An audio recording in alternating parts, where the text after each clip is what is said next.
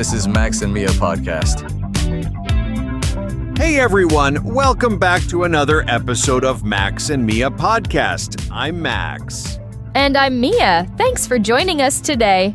Can you believe it? We're in the last week of December already. Time really flies, doesn't it? It honestly does. Feels like January was just yesterday. We hope you're wrapping up your year on a good note, hopefully surrounded by the people you care about.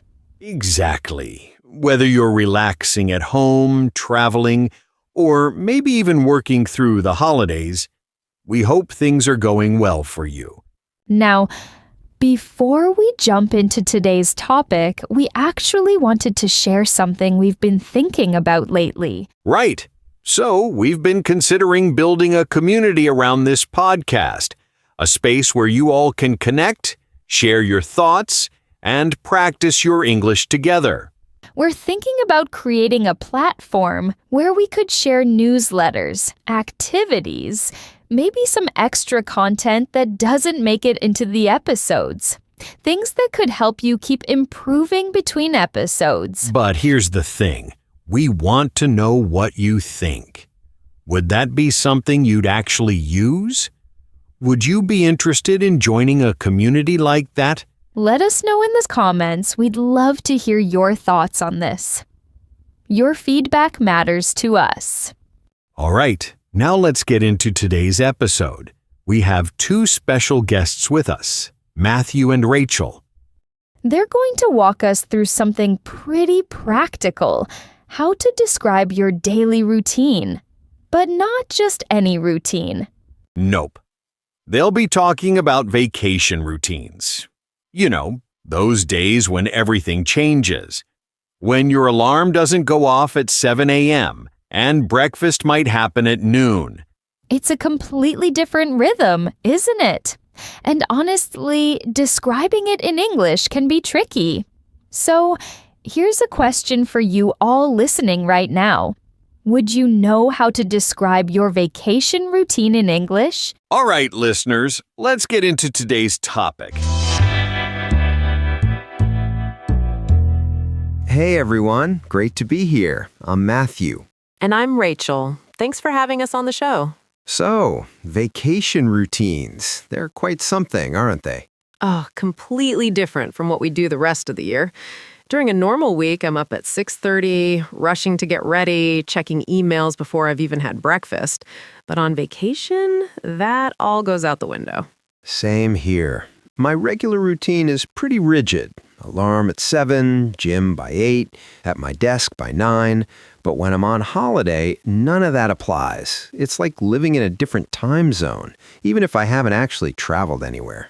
Exactly. And I think that's what makes it special, right? The freedom to just not follow a schedule. Absolutely. So before we dive into our actual routines, there are a few expressions we'll be using today that might be new to some of you. Words like sleep in, lie around, doze off, things like that. Pay attention to how we use them in context, and you'll get a feel for what they mean. Right. So let's start with mornings. Matthew, what does a typical vacation morning look like for you?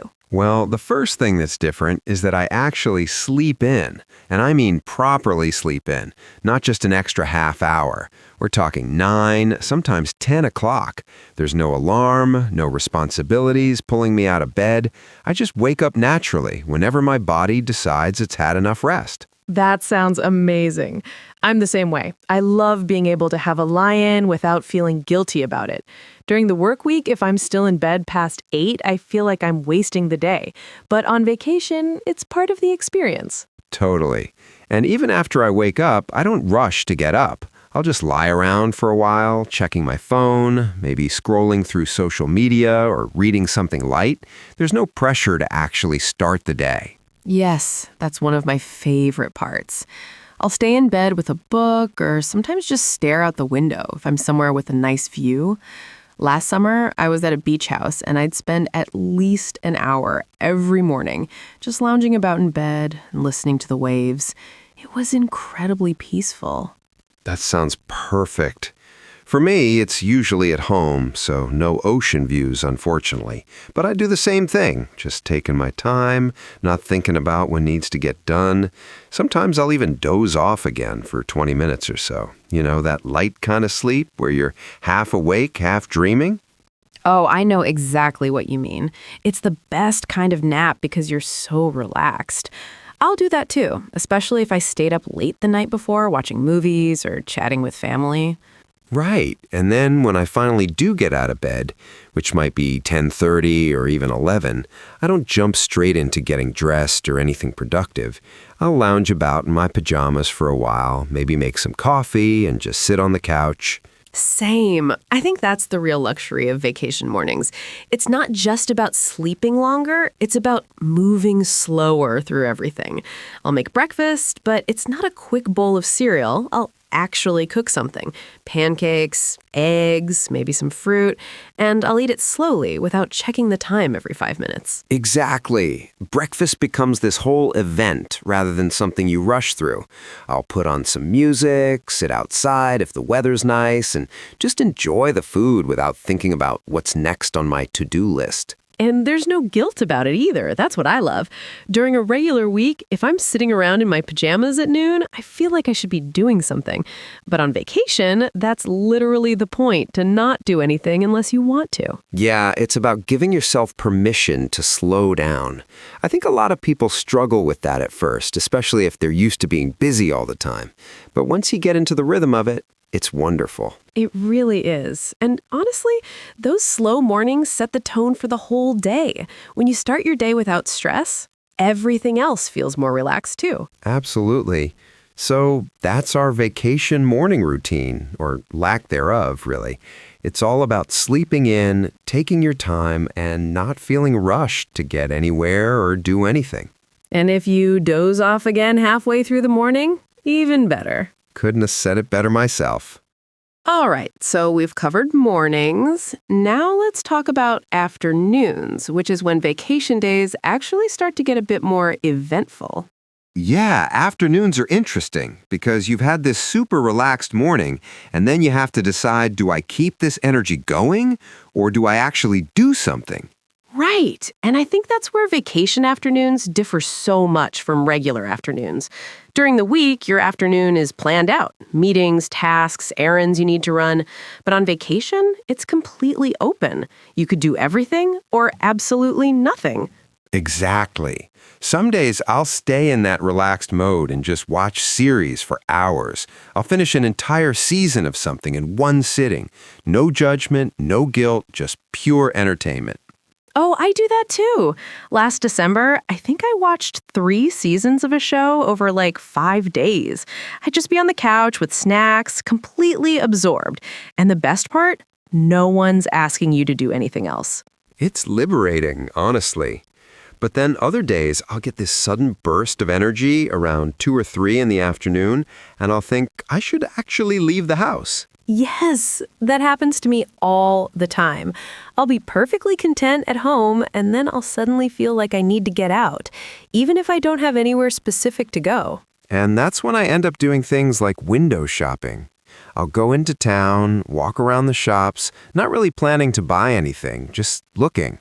It's a nice way to spend an afternoon without any pressure. I love window shopping on vacation. It's so different from regular shopping because you're not on a mission. You're not thinking, I need to find a birthday present or I need new shoes for work. You're just browsing, enjoying the experience. Exactly. And sometimes you stumble upon something interesting that you wouldn't have found if you were in a rush. I found this amazing little bookshop last summer just because I was wandering around with nothing particular to do. Oh, bookshops are dangerous when you have time to kill. I can spend hours in there.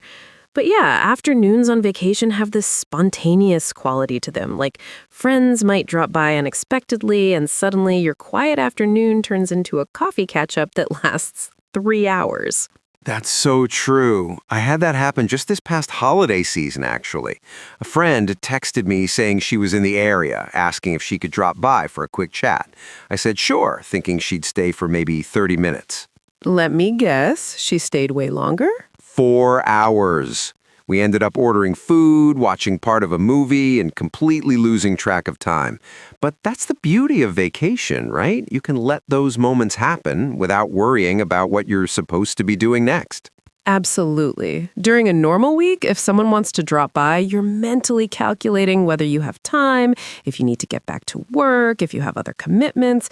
But on vacation, it's just, yes, come over. Yeah, and those impromptu hangouts are often the most memorable parts of the holiday.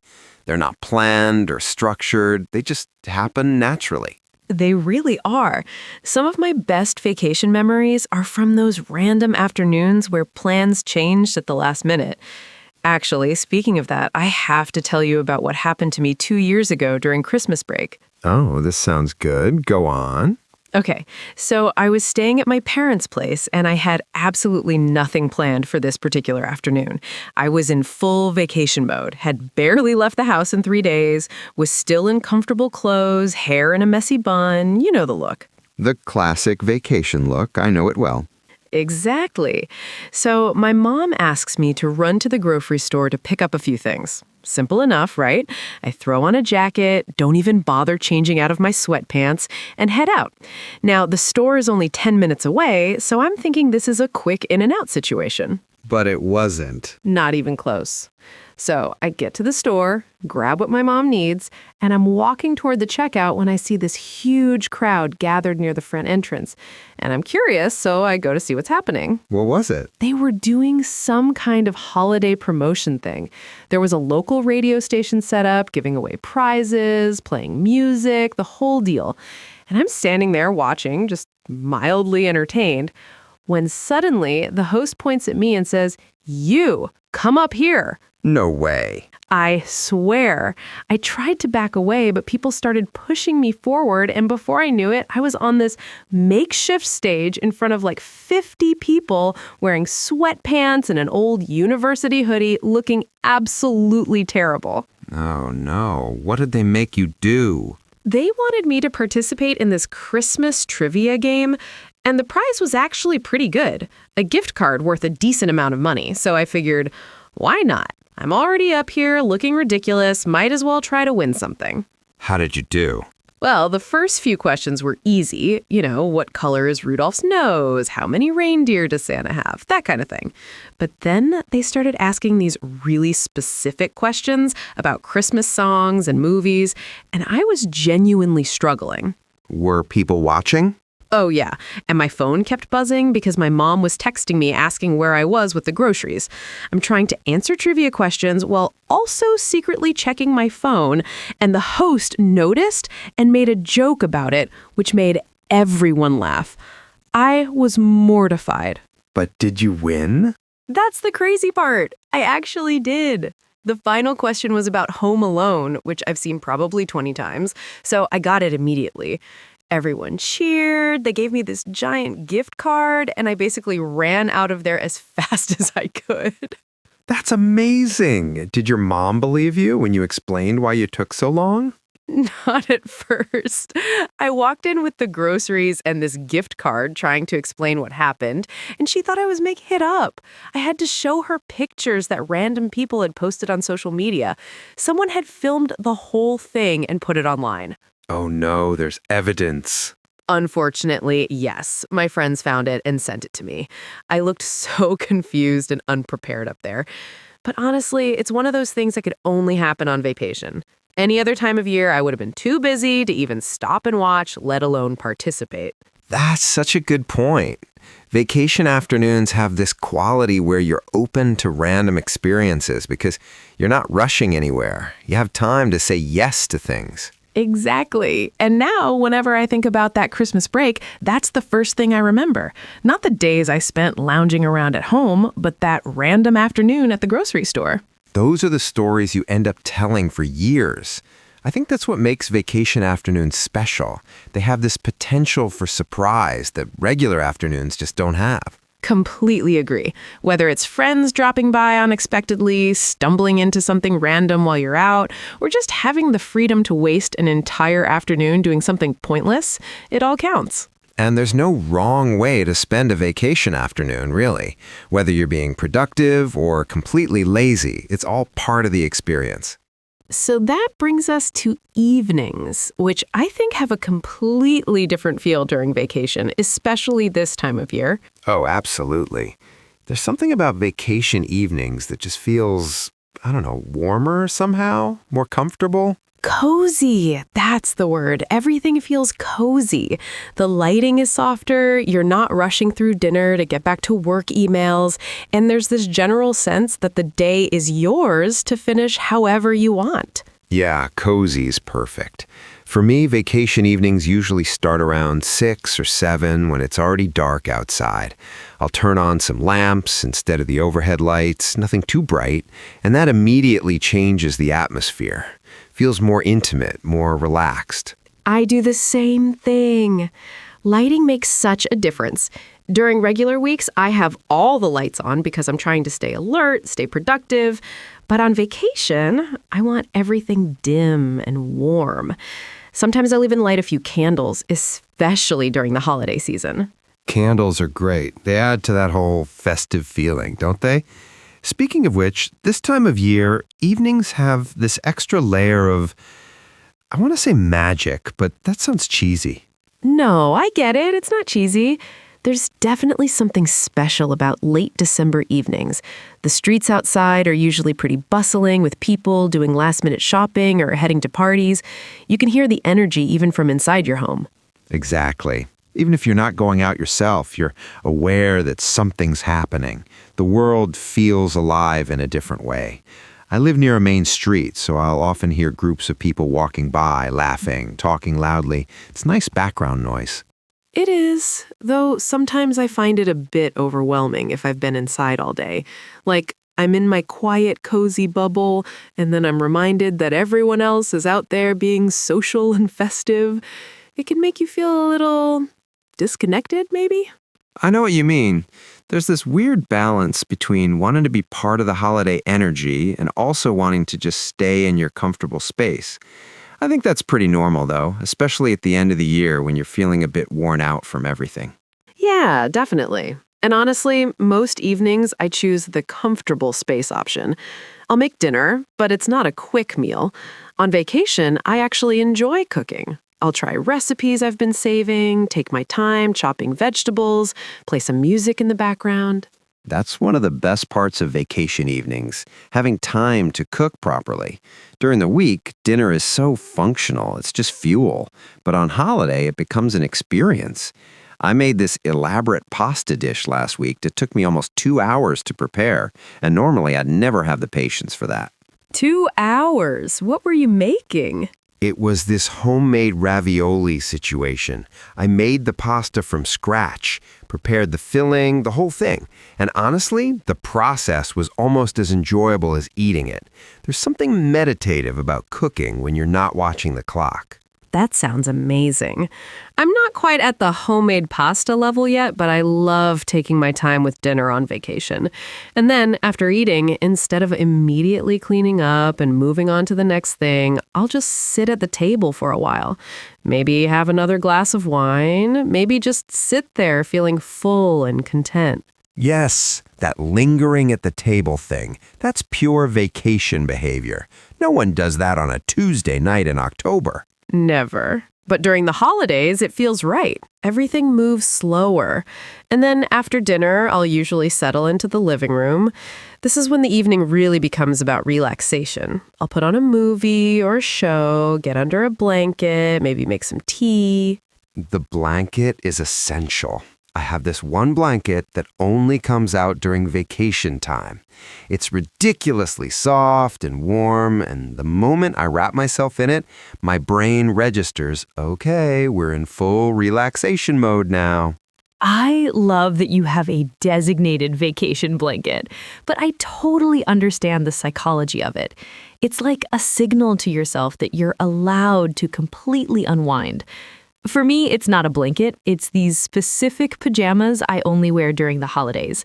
They're covered in snowflakes and probably look ridiculous, but they make me happy. That's not ridiculous at all. I think we all have those little things that make the holiday season feel special. For me, it's also the shows and movies I watch. There are certain things I only watch during vacation, usually nostalgic stuff from when I was younger. Oh, I'm very nostalgic during this time of year. I'll rewatch movies I've seen 100 times just because they feel right for the season. It's comforting, you know? There's something about revisiting familiar things when the year is ending. It is comforting. I think there's a lot of reflection that happens in these quiet evenings. You're looking back at the year, thinking about what happened, what changed. Sometimes it hits you out of nowhere. You're sitting there watching TV, and suddenly you're thinking about everything that's happened in the past 12 months. That happens to me all the time. I'll be perfectly relaxed, and then I'll get hit with this wave of, I don't know if it's sadness exactly, but something close to it. Maybe melancholy? Just this awareness that time is passing. Yeah, there's definitely a bittersweet quality to these final days of the year. You're grateful for the break, grateful for the time to rest, but also aware that it's temporary. Soon you'll be back to the regular routine. Exactly. Though, honestly, I try not to think too much about going back. When I catch myself doing that, I consciously redirect my attention to the present moment. Like, I'll focus on how comfortable I am right now, how good this tea tastes, how much I'm enjoying this show. That's a healthy approach. Being present is hard, but it's especially important during vacation, when you have so little time to actually relax. I do something similar. I'll look around my living room and just appreciate the peaceful atmosphere, the warm lighting, the quiet, the fact that I have nowhere to be. Those moments of appreciation are really valuable. Sometimes I'll just sit there feeling incredibly grateful for simple things: a good meal, a warm home, the freedom to spend my evening however I want. It sounds basic, but when you're caught up in the busy season all year, you forget how nice the basics can be. Absolutely. And I think that's what vacation evenings teach us in a way. They remind us that we don't need to be constantly productive or entertained to feel fulfilled. Sometimes the best evening is one where nothing remarkable happens. You just exist comfortably in your space. Well said. Though I will say some evenings do get a bit more social. If it's the holiday season, there are usually some gatherings or parties happening. Last week, I went to a friend's place for a festive dinner party, and it was lovely, but also kind of exhausting. Festive gatherings are always a mix, aren't they? They're fun and warm and full of good energy, but they also require a level of social effort that feels foreign when you've been in vacation mode for days. Exactly. I enjoyed myself, but by the end of the night, I was so ready to get back to my quiet apartment. I think I appreciated my cozy evenings even more after that experience. That makes sense. It's all about balance. Some evenings out, most evenings in. And as we get closer to the actual end of the year, I find myself wanting more of those quiet nights. Maybe it's the nostalgic pull of reflecting on everything, or maybe I'm just tired. Probably both. The end of the year has this heavy quality to it, doesn't it? Like you're carrying all these memories and experiences from the past 12 months, and you're processing them in these quiet moments. Yeah, that's a good way to put it. Heavy, but not in a bad way. More like significant. These evenings feel significant, even when you're just sitting on the couch doing nothing. They really do. And I think that's the beauty of vacation evenings during this time of year. They give you space to feel whatever you need to feel, whether that's joy, nostalgia, gratitude, or even a bit of sadness about time passing. It's all valid. Completely agree. And eventually you get tired enough that you just head to bed. Usually later than you would during a normal week, but not too late. You're still taking care of yourself, just on a more relaxed schedule. Right. I'll usually read for a bit before falling asleep, something light and easy, and then that's it. Another vacation day done.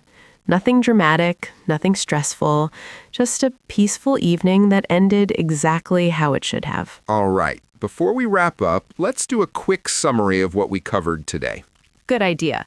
So we walked through a typical vacation day, focusing on how routines completely shift when you're on holiday. we introduced several key expressions that are really useful for describing these more relaxed days.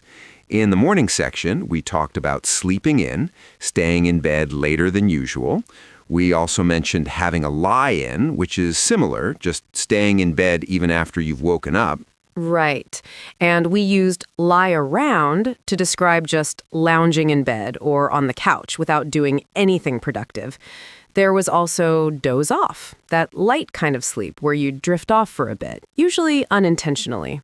And lounge about, which is spending time being completely relaxed, maybe in your pajamas, not really doing much of anything. Then, in the afternoon, we covered drop by, when someone visits informally without much planning, and window shopping, which is browsing shops without actually intending to buy anything. Exactly. And in the evening section, we focused more on descriptive words. Cozy was a big one, that warm, comfortable feeling.